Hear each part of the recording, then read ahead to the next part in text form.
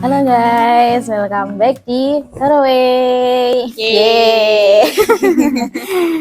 Oke, jadi Herway ini adalah tempat kita buat ngobrol gitu ya, bertumbuh dan juga bersinar bareng, dimana kita itu akan membahas persoalan yang di kalangan anak muda zaman sekarang tuh menjadi perdebatan mungkin ya.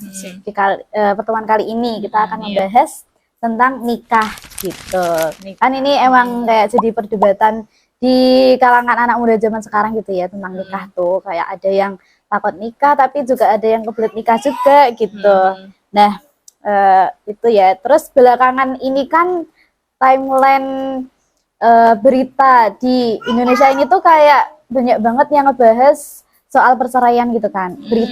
Berita perceraian itu kayak banyak gitu loh akhir-akhir ini. Di sisi sekarang ini musim hujan, terus ini tuh juga musim perceraian, ada yang bilang kayak gitu kan. Musim perceraian. Karena kayak banyak banget yang cerai gitu loh di akhir-akhir ini. Public figure ya. Iya, public figure gitu.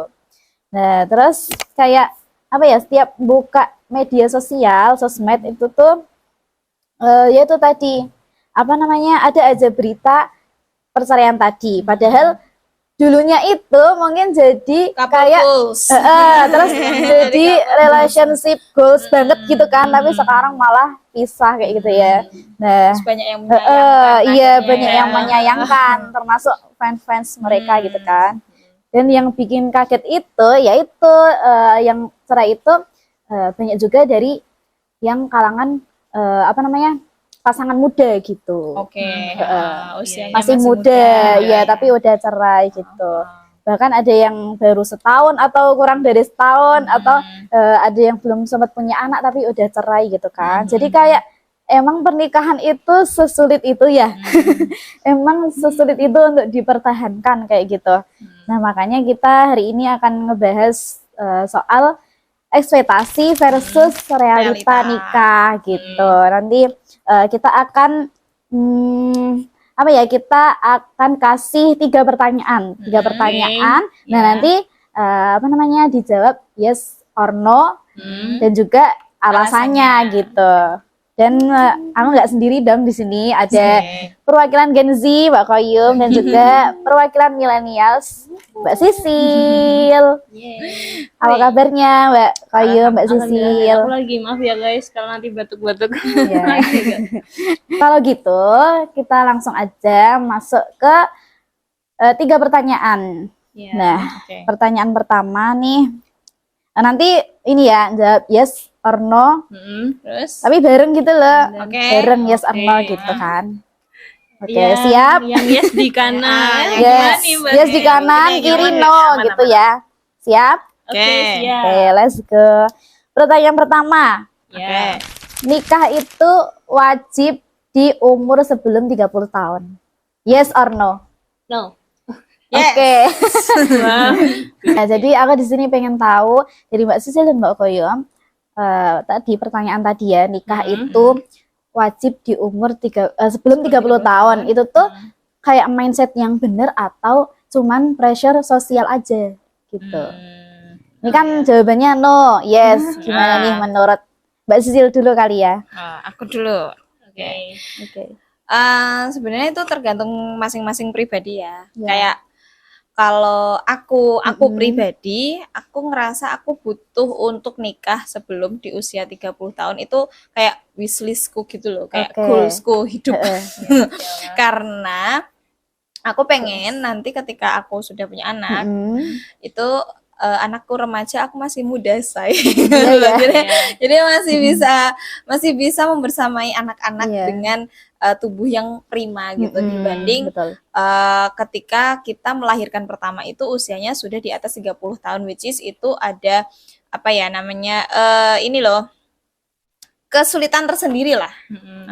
Gitu. Tetap ada minusnya ya kalau misal udah berumur gitu kan. Jadi faktor biologisnya gitu ya. Tapi sebenarnya itu juga tergantung juga. Ada juga yang umurnya udah 30 ke atas tapi dia masih prima karena dia sering olahraga misalnya gitu kan.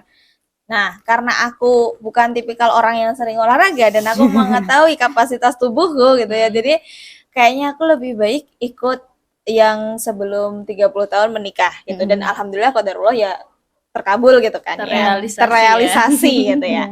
Nah, masalah tadi mindset yang benar atau itu cuma ini sosial ya, tekanan sosial, sebenarnya itu kalau mindset ya itu tadi ya, nggak ada yang bisa mastiin kapan kita nikah sebenarnya. Itu kan ranah takdirnya Allah ya, kita dikasih kapannya itu ya.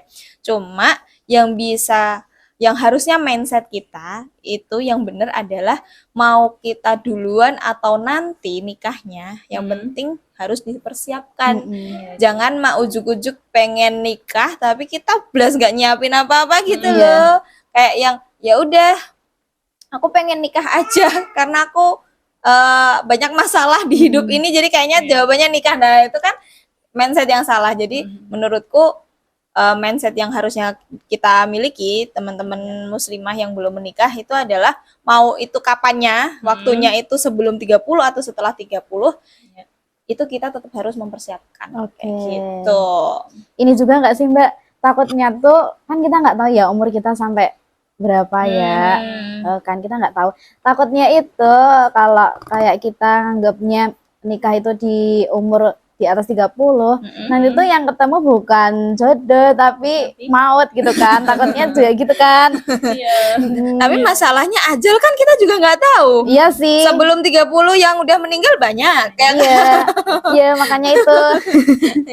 Jadi makanya itu kita jangan fokus ke kapannya, tapi kita fokus ke persiapannya, which is itu antara nikah atau ketemu ajal duluan, yang penting kita persiapin gitu. Makanya perlunya upgrading diri kita gitu.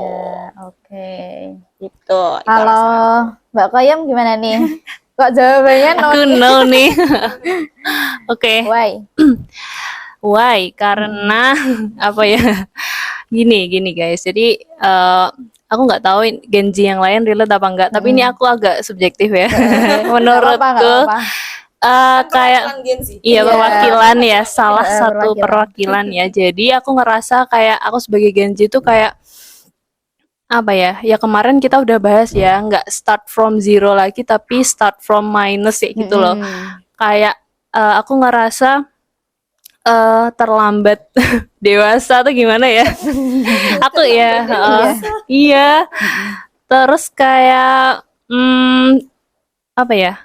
Secara mindset tuh nggak seserius kayak gen milenial gitu loh, yang udah visioner mempersiapkan timeline. Aku umur segini harus lulus kuliah, umur segini harus ada targetingnya, harus sudah kerja, harus nikah itu. Sedangkan Gen Z tuh kayak ya udah lebih slow, lebih menikmati proses gimana ya, menikmati ya udah apa yang bisa dijalani hari ini jalani gitu aja. Ngalir ya gitu.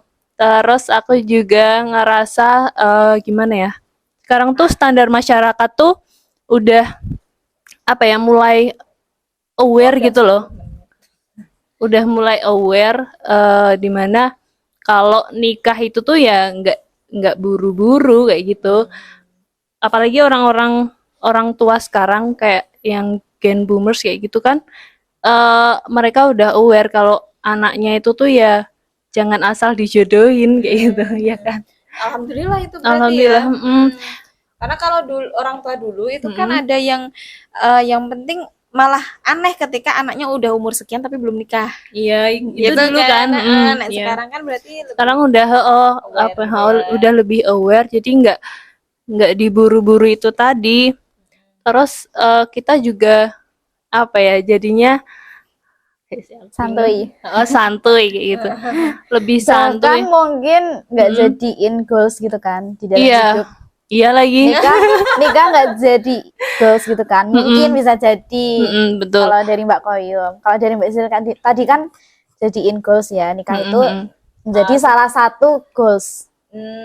Targeting aja sih sebenarnya. Kalau goals kan kayak udah tujuan tuh, udah selesai berarti habis nikah ya udah nggak ngapa-ngapain kan. Iya, targeting. Tapi nikah itu salah satu target target hidup yang harus dicapai gitu Oke, loh. Kayak target. gitu. Karena Ya mungkin di Gen Z itu nggak ada gitu lah. Iya. bener lagi. Iya karena emang apa ya, standar masyarakat sekarang kan berubah kayak gitu kan ya, lebih aware sama mental health dan lain sebagainya. Jadi Gen Z sendiri tuh lebih fokus sama apa ya, tentang dirinya sendiri, tentang gimana dia membangun karirnya gitu-gitu kan. Bangun Hubungan karirnya, karir, terus lebih ini lagi kayak misal dapet rezeki nih, ya udah buat ini aja, buat healing, buat main dulu, buat self reward dulu kayak gitu. Kayak kalau aku lihat bapak ibuku itu kan dulu menabung nanti buat nyicil buat bangun rumah dan sebagainya, udah visioner banget. Investasi jangka panjang lah ya. Iya, investasi jangka panjang. Sedangkan kalau aku tuh, aku nggak tahu apa yang salah sama diriku ya. Aku kayak gitu loh di dalam Iya, iya. mindsetku ya. Seperti itu. Jadi aku kayak ya nggak wajib gitu loh kalau sebelum di umur 30 nikah tuh menurutku nggak wajib. Ya, yang penting persiapan dulu. Yang penting healing dulu, astagfirullahaladzim. Iya. Gitu sih menurut aku ya guys. Tapi kayaknya itu mindset hampir semua Gen Z deh. Iya, Iya, kebanyakan Gen Z. Kebanyakan Gen Z Tapi kayak nggak semua deh. ya nggak semua. Karena ada yang masih berpikiran. Soalnya aku termasuk yang tidak. Oh iya. Iya. Mungkin bisa spill nih dikit. Wow, gimana kalau menurut Fani sendiri apa? Iya. Yes or no or maybe. Or maybe gitu. Kalau aku yes ya, karena nikah itu kalau aku pribadi itu tadi aku jadiin targeting ya. Jadi ada Salah satu lah ya, salah Iya, satu targeting aku. Bahkan aku kayak planning gitu loh, nanti uangku yang ini untuk buat tabungan modal nikah ya kayak gitu. Uangku yang ini buat beli ini, uangku yang ini buat healing kayak gitu tuh. Aku ada kayak gitu. Jadi aku termasuk yang yes tadi karena seperti yang aku bilang tadi, kita kan nggak tahu ya umur kita itu sampai berapa. Nah, makanya aku takutnya itu yang datang duluan ke aku tuh ajalnya sebelum nikahnya tadi. Gitu. Karena kan tadi ya aku udah bilang nikah itu aku jadiin salah satu targeting gitu. Walaupun aku mungkin dihadapkan kayak dengan apa namanya pasangan yang dihadapkan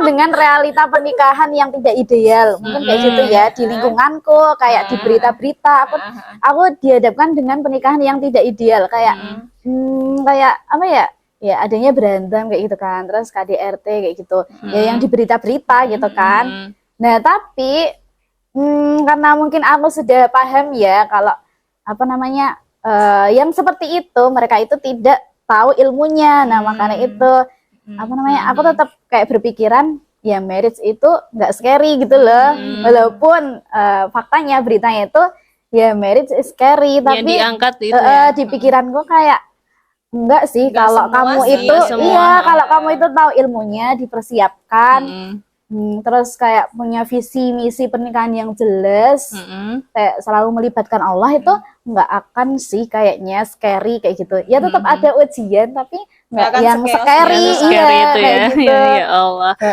Oh ya, aku mau nambahin juga kan apa ya, Genji itu kenapa kok larinya ke healing dan main tuh tadi, terus self rewardnya itu karena apa ya, in this economy kita nggak tahu ya. Kapan kita bisa healing? Iya, kapan kita bisa healing karena ya emang dunia sekarang udah dar ya gitu. Jadi ya itu yang dipentingin itu dulu self rewardnya. Ya Allah.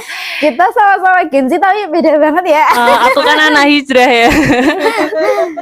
Ini kayaknya faktor dia yang lebih positif, dia tiru dia aja ya, jangan aku ya. Oke. Kayaknya faktor circle kita terdahulu. Ya banyak faktor sih ya. Gitu. Oke, next pertanyaan kedua ya. Tadi insya Allah pertanyaan pertama udah clear ya teman-teman. Sekarang pertanyaan kedua. Nah ini mungkin sering banget ya jadi alasan orang itu untuk menikah muda. Oke. Iya, jadi pertanyaannya itu pertanyaan apa pernyataan nih? Kayaknya lebih tepatnya pernyataan ya. Kalau udah saling cinta, nanti semua juga bakal beres sendiri. Yes or no? No. Aku Kalau udah saling cinta, nanti juga bakal beres sendiri. Aku kayaknya middle option deh ini Oh, gitu. dua-duanya. Emang boleh ya? Dua-duanya punya alasan boleh ya? Boleh sih, boleh. Oke. Mungkin dari Mbak Koim dulu ya. Tadi dari kan Mbak aku. Sisil dulu. Ya. Yang middle option ya, dua-duanya nih. Menarik ini. Semua. Iya. Awalnya aku yes. Oke, awalnya awalnya. aku yes. Sebagai Gen Z aku. Kenapa yes? Karena itu aku terpapar drama keromantisan itu tadi ya. Itu jadi kayak ngelihat rumah tangga tanpa cinta tuh kayak ngerasa nggak awet gitu loh. Iya, Kayak bosan. buat apa nikah kalau nggak diawet, cinta. nggak Iya, jatuh realistis cinta. sih. Kayak gitu. Karena emang kayak ngelihat scene-scene keromantisan tuh kayak Awalnya memang jatuh cinta dulu gitu kan. Kalau di drakor kan memang iya, harus jatuh cinta dulu. pada pendengar pertama gitu-gitu kan. Kayak sweet banget, terus Iya sih. sweet Iya, banget meleleh gitu.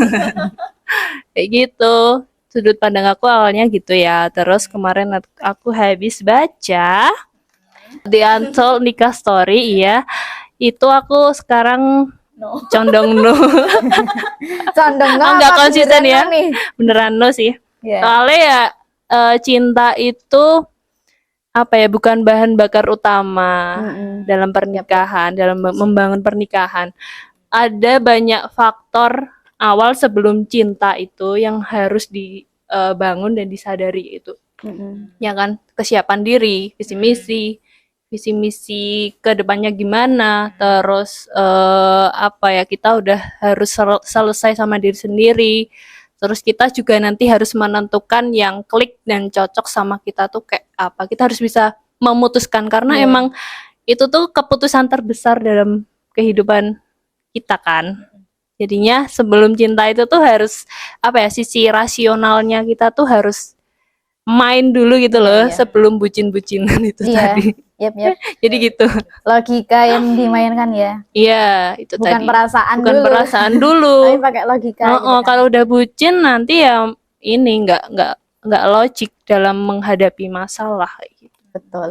Yap. Itu. Ya mungkin kasus perceraian yang banyak terjadi itu kan karena di situ terkuras banget perasaannya. Iya. Yang pertama betul. udah terlanjur bucin. Terus kayak dia itu mempertimbangkan perasaannya daripada logikanya kan, apalagi yang pihak si ceweknya. Iya. Iya, terus langsung Apalagi dia kalau ceweknya di situ berperan sebagai apa namanya, istilahnya tulang punggung keluarga. Oh iya. Gitu kan. Jadi kayak yang kerja itu ceweknya, yang suaminya itu nggak kerja atau kayak cuman jadi bawahannya, istilahnya pendapatannya lebih banyak istrinya. Nah, itu bisa kita bahas nih di next podcast. Iya, itu kan. Iya. Boleh. Oke, sekarang Mbak Sisil ya. Oke. Gimana nih Mbak Sisil? Oke, kalau aku no karena tadi pertanyaannya apa ya, Bun? Cinta itu. Kalau udah saling cinta, semuanya akan beres sendiri. Aduh, Mama, ya Allah. Gak apa-apa Mbak, santuy. Oke, kalau udah saling cinta, semua masalah beres gitu ya. No, karena ya tadi sebenarnya udah di-spill Koyum sedikit ya. Kalau ternyata kita tuh dalam rumah tangga tuh nggak cukup kalau bahan bakarnya cuma cinta gitu. Kan banyak banget ya kejadian yang rumah tangganya itu cuma dipelopori disponsori oleh cinta gitu kan.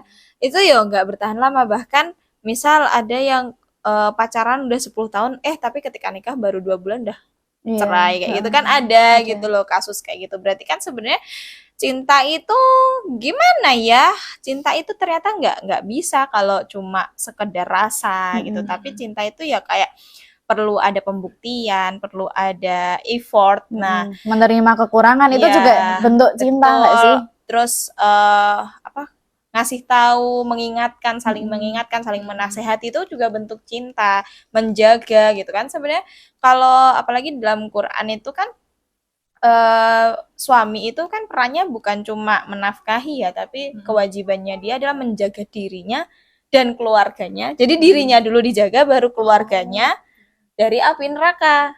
Nah, itu cinta itu. Jadi kalau misalnya ada seorang suami kok dia nggak ngasih peraturan apapun untuk istrinya, maksudnya terserah bebas sebebas-bebasnya, terserah kamu lah karena aku cinta sama kamu, jadi terserah kamu mau ngapain, yang penting kamu Asal suka, bahagia. asal kamu seneng, itu justru kamu nggak cinta sama istrimu gitu. Tapi kalau misalnya suaminya ngasih peraturan kalau keluar rumah pakai jilbab ya, pakai kerudung ya, kayak gitu, atau misalnya kalau misalnya nggak ada aku di rumah jangan masukin tamu laki-laki ya, nah itu justru bentuk cinta gitu loh. Karena apa? Karena dia nggak mau istrinya masuk neraka, dia pun juga nggak mau masuk neraka kayak gitu loh. Gitu. Itu yang cintanya everlasting lah ya, sampai ke akhirat lah. Nah, pengennya kan kita kayak gitu ya. Iya sih. Jadi sebenarnya kalau cuma bahan bakarnya cinta itu nggak bisa kayak gitu. Yang bisa kayak gitu adalah orang-orang yang dia udah tahu tujuan nikahnya tuh apa. Dia mau kemana, ngapain nih habis nikah nih gitu. Jelas ya. Jelas visi misinya. Terus setelah dia tahu tujuannya, dia juga udah clear sama diri sendiri. Jadi dia nggak haus akan validasi dan perasaan gitu loh. Andai pun misal dia udah melakukan kalau kita kan sebagai istri ya, nah istri itu sudah melakukan bakti yang maksimal kepada suami, kok dilalah nggak dapat apresiasi apa-apa nih sama dari suami nih, suaminya cuek-cuek aja nih. Nah kita kalau udah clear sama diri kita sendiri, itu tuh nggak akan menjadi masalah. Kayak ya udahlah kan, toh aku nggak akan kayak gini. Itu tuh bukan untuk suamiku, tapi untuk Allah. Allah yang merintahin aku. Itu Allah nggak gitu sih? loh. Allah yang merintahin aku kayak gini. Jadi kalaupun misalnya suamiku kayak nggak ngasih apresiasi ya nggak apa-apa. Yang penting kan nanti hitungannya satu-satu. Maksudnya hitungannya kan masing-masing kita nanti di sana kayak gitu. Respon kita yang dihitung, bukan respon suami kita yang kepada kita yang dihitung kayak gitu. Itu kenapa alasanku milih no gitu. Milih no. Gitu. Kalau dari Fanny sendiri, padahal aku baru ngomong jangan aku. Ini nanti dikat loh. Karena aku bingung. Nah, kalau udah saling cinta nanti semua juga bakal beres sendiri. Kalau dari pribadinya Fanny, menurut Fanny, kalau udah sebenarnya kayak tanpa cinta juga nggak bisa kan? Tapi cinta kan tumbuh. Nah, iya, tapi tetap butuh cinta kan? Walaupun itu nanti seiring berjalannya waktu baru tumbuh, tapi tetap butuh cinta kan? Iya, tapi cinta itu nggak bisa menyelesaikan masalah, say. Iya, cuman kayak misalnya kamu beli beras nggak pakai cinta, kamu bayar listrik nggak pakai cinta, say, gitu. Iya, tapi maksudnya kayak tetap ada lah cinta gitu loh, bukan yang kayak nggak ada banget. Gitu. Ya emang, ya ada lah, ada kan? Ada lah. Emang aku sama suamiku nggak cinta-cinta lah gitu loh. Cuma ekspresi cintanya mungkin ya. Kayak di kalimat ini kan kayak lebih, nah aku ya nangkepnya adalah memulainya itu pakai cinta dulu gitu loh, Van. Jadi di situ kalimatnya tuh aku nangkepnya malah pas pernikahan itu diawali dari cinta gitu loh. Terus memandang semuanya bisa beres. Nah, sedangkan kalau kita cuma pakai cinta, ternyata kan nggak bisa bertahan lama cinta itu, say, realitanya. Iya sih. Enggak, cinta itu realitanya. Kalau kamu pakai cinta doang ya, realitanya itu akan bertahan cuma 3 bulan. Paling lama. Ada penelitiannya? Enggak sih, cuma rata-rata sih ya. Iya itu sih, kan di fase bulan madu gitu loh, di fase kita masih di bambuk asmara, ketemu sama seseorang yang baru kita temukan gitu kan ya. Itu kan itu di fase-fase awal pernikahan doang. Selebihnya itu tuh kita effort untuk ngebangun cinta itu loh. Karena ketemu orang yang sama 24 jam, kamu udah tahu buruknya, udah tahu aibnya, itu tuh menantang sekali kalau kita nggak belajar gitu loh, kalau kita nggak punya ilmunya gitu. Kalau kayak kita di pondok kan kayak ya udah kita bisa flying gitu kan, kita nggak harus menghadapi dia gitu kan, kayak kita bisa nanti kalau di pondok itu kayak kita nanti kayak bisa misalnya nggak sama dia terus kan. Nah, tapi kalau udah di rumah tangga kan ya udah sama dia terus. Nah, kan? iya itu benar. Soalnya kalau di pondok aku juga merasakan kayak udah tahu buruknya dia, kayak udah tahu aibnya dia. Kayak, Ya udah nanti kan pas pulang pondok aku nggak ketemu dia iya, gitu kan. kayak masih ada hawa segarnya. Tapi kalau nikah berarti Ya itu makanya itu kalau sebenarnya cinta itu bisa dibangun gitu loh, dan maksudnya kalau misalnya ya itu tadi kalau dari kalimatnya itu kan aku nangkepnya adalah kalau kita berjalannya memulainya dari rasa cinta, apakah itu semua bisa akhirnya bisa menyelesaikan semua masalah? Ternyata kan enggak, dalam pernikahan itu kadang ada permasalahan-permasalahan yang nggak bisa diselesaikan pakai cinta. Contoh beli beras, bayar listrik, bayar biaya anak sekolah, itu nggak bisa pakai cinta. berarti cinta aja nggak cukup guys. Iya, begitu Nggak guys. cukup cinta itu. Cinta doang itu nggak cukup guys. Soalnya kayaknya emang banyak sih pasangan yang menikah karena bucin duluan kan. Jadi kayak dia itu pas udah nikah ketampar sama realitanya gitu, karena di awalnya bucin doang sama kebaikannya dia, kayak hal-hal baik yang dia tunjukin. Nah pas udah nikah dia tinggal serumah, baru deh dia tertampar dengan realitanya. Ternyata dia kayak gini. Iya. Sama ini sih, aku mau nambahin kalau dari segi psikologis, kalau misalnya kita terlalu bucin ya, itu ternyata kita akan ada di satu titik kita ngerasa hampa kosong gitu loh, karena kita terlalu memberi terus kan, tapi kita nggak diisi tangkinya, akhirnya kan ya lama-lama habis isinya, kita kayak ya di satu titik kita ngerasa hampa, terus setelah hampa kita biasanya kayak ngapain sih aku nikah, ngapain sih punya pasangan, ngapain sih ya, dari situ muncullah nanti gerbang-gerbang yang lain, selingkuh lah, apalah kayak gitu Paham. gitu. Oke, jadi ya guys kayak gitu. Oke, pertanyaan 2 clear. Jadi guys, kita lanjut ya ke pertanyaan terakhir, pertanyaan 3. Dan ini kayaknya agak berat ya pembahasannya, tapi nanti Mbak Sil sama Mbak Koyem jawab singkat aja nggak apa-apa. Nah, perceraian di usia muda itu tanda gagal, yes or no? No. Yes or no? Karena kan apa ya, jujur ya kayak banyak stigma di masyarakat kita, orang yang cerai itu bakalan dijudge yang jelek-jelek gitu loh, buruk gitu kan. Tapi di sisi lain, apa namanya, orang yang dia berani kayak cerai gitu tuh, di sisi lain menunjukkan kalau dia itu berani Sayang sama dirinya sendiri. sayang sama dirinya sendiri. Dan dia tuh menunjukkan kalau kayak pasangannya itu toksik gitu loh. Oke.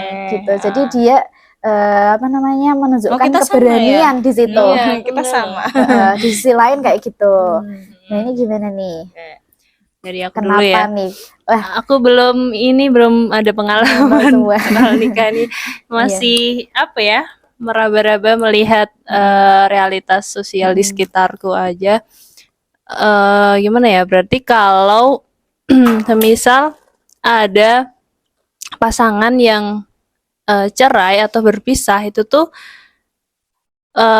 ya itu tadi yang dibilang Fani, dijudge. Apalagi kalau nikahnya cerainya muda gitu kan. Apalagi Dijudge ini kan gagal itu dalam gagal. pernikahannya kayak gitu. Aku nggak setuju sih. Soalnya kan sekarang tadi itu aku juga udah bilang kalau standar masyarakat kan berubah. Sekarang udah banyak asupan ilmu dari mana-mana, termasuk ilmu dari sisi Islam kayak gitu kan ya. Kalau apa ya, harusnya masyarakat sekarang itu tuh ya lebih aware kayak gitu. Kalau apa nggak apa ya, dan nggak gampang ngejudge gitu loh sama pasangan ini ketika berpisah kayak gitu kan ya, pasti mereka punya alasan kayak gitu. Pasti sih, Tapi juga aku mandangnya berarti pasangan itu juga sebenarnya belum siap nikah ya nggak sih? Kalau masih muda ya.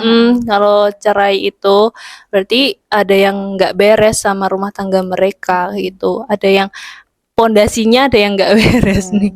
Ya banyak faktor ya, mungkin dari komunikasinya mereka, mungkin betul. dari ya itu sih kayaknya komunikasi ya.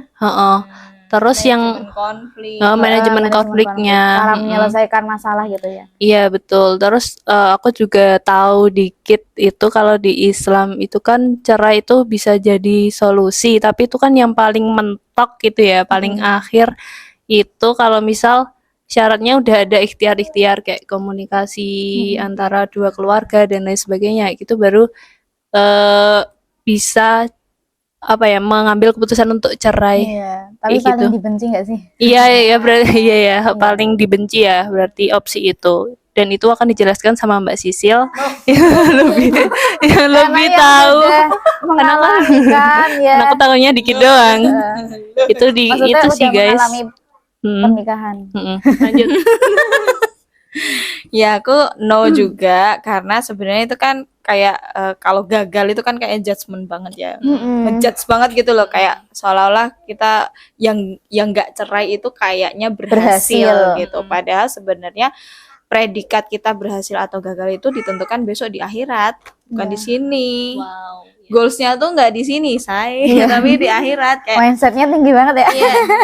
Soalnya gini loh, ya memang harusnya muslim begitu nggak sih? Iya iya. Jadi apa namanya kalau misalnya orang yang nggak bercerai itu berhasil, terus yang bercerai di usia muda itu gagal, terus apa kabar kalau yang dia itu bertahan hanya untuk anak-anaknya, sedangkan memang rumah tangganya itu memang sudah tidak baik gitu loh, Dan maksudnya. banyak sekarang yang ibu mempertahankan pernikahannya Iya. karena anaknya Padahal suaminya sudah misalnya melakukan kemaksiatan, entah KDRT, entah selingkuh, entah apa kayak gitu, yang dimana itu sudah menjadi kriminal gitu loh. Nah itu kan kalau kayak gitu kan berarti ya sama aja, sebenarnya bukan berarti kan itu tidak menjadi tolak ukur bahwa mereka itu pernikahannya berhasil gara-gara cuma bertahan, tapi mental anaknya nggak karuan gitu loh, mental anaknya yang jadi korban gitu kan ya. Nah kayak gitu, jadi makanya goalsnya kita predikat berhasil atau gagal itu sebenarnya ya nanti di akhirat kita baru tahu kita sama-sama di surga nggak sama pasangan kita, apa yang satu dadah di neraka gitu atau sama-sama di neraka gitu kan ya. Jadi kayak yang ya Allah gitu. Jadi memang kalau misalnya perceraian di usia muda itu jadi gagal atau enggak, ya tadi benar kata Koyum, kalau di dalam Islam itu memang cerai itu bisa jadi solusi. Cuma memang sebelum bercerai itu kan kalau di Quran kan dijelasin juga kan, kalau misalnya istri kamu dikhawatirkan nusyus itu kayak membangkang gitu loh, kayak nggak patuh sama suami, itu ada langkah-langkahnya, ada cara-caranya, dipisah ranjang dulu, ditegur dulu gitu kan, ditegur, dipisah ranjang, terus dikasih nasihat kayak gitu. Terus sebelum memang kalau misalnya itu masih aja membangkang kayak gitu, nggak patuh gitu kan, itu dipertemukan dua keluarga, maksudnya kita yang dari perempuan itu ngambil hakim dari keluarga kita yang bisa melihat objektif, terus dari laki-laki juga, dan ini nanti yang jadi penengah kita di istilahnya di apa ya? Di apa? Mediator. Mediasi, di mediasi gitu. Apakah masih bisa dipertahankan atau enggak kayak gitu. Nah, nanti kalau misalnya ini sudah kok ternyata masih enggak bisa, coba kalau sekarang kan kalau misalnya dari keluarga nggak bisa, coba ke konselor pernikahan misalnya kayak gitu kan, jadi bisa dikasih masukan dari sisi agamanya kayak gitu kan. Nah nanti terus kalau misalnya masih tetap nggak bisa nih, emang ini bandel banget lah ini kan, ya sudah, itu bisa diambil langkah perceraian. Itu pun ya setelah banyak tadi loh, jadi nggak ujuk-ujuk baru pertama kali masalah langsung udah aku mau cerai aja kayak gitu. Dan masalahnya kalau sekarang itu kan banyak tren yang kayak gini ya, menunjukkan akta cerai terus habis itu happy gitu loh. Nah itu kan yang jadi blunder gitu kan, yang jadi blunder seolah-olah kayak pernikahan itu menjadi sesuatu yang tidak sakral lagi karena gampang banget kan untuk bercerai. Nah itu Mbak, aku juga jadi muncul pertanyaan baru. Tadi kan Mbak Sisil sempat bilang nih, apa namanya, intinya tuh kayak ya udah cerai aja daripada nanti mental anaknya yang kena gitu kan, daripada nggak cerai. Lah emang kalau misalnya cerai itu mental anaknya akan baik-baik saja. Enggak juga sih. Enggak juga kan? Tapi kalau kata aku lupa ya, nanti coba dicari di source-nya ya. Itu apa namanya, ibunya si ibu psikolog ini bilang kalau lebih mudah mengatasi kasus anak yang memang dia broken home karena ibu bapaknya berpisah daripada broken home ibu bapaknya masih ada satu di situ. Jadi sosoknya masih tampak tapi perannya tidak jalan.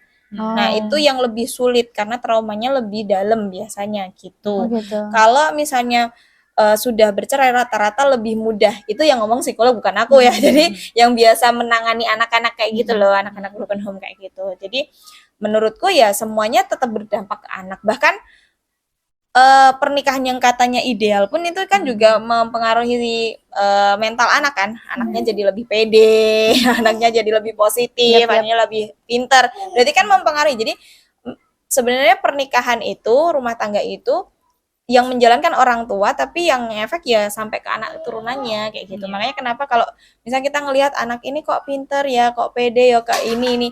Biasanya ibu bapaknya pun baik-baik aja, komunikasinya lancar, perannya juga dijalankan dengan baik kayak gitu kan. Nggak ada switch peran antara bapaknya sama ibunya, mereka hadir secara utuh kayak gitu-gitu. Alhamdulillah ya 3 pertanyaan sudah terjawab, insya Allah clear ya. Nah gimana nih teman-teman, milih tim yang mana, yes or no? Boleh tulis di kolom komentar ya teman-teman. Oke. Nah itu dia dari 3 pertanyaan tadi yang kelihatannya simpel tapi jawabannya ternyata dalam banget ya. Iya loh, panjang banget. Nah dari obrolan kita barusan kita juga jadi sadar kalau nikah itu tuh nggak cuman soal umurnya, terus soal cintanya atau nggak cuman soal cintanya doang gitu loh. Dan bukan nikah itu kayak bukan soal siapa yang tadi gagal atau berhasil ya kan tadi, tapi lebih ke gimana sih caranya pasangan ini tuh mereka bertumbuh bareng kayak. Oke guys, jangan lupa like, share dan komen. See you.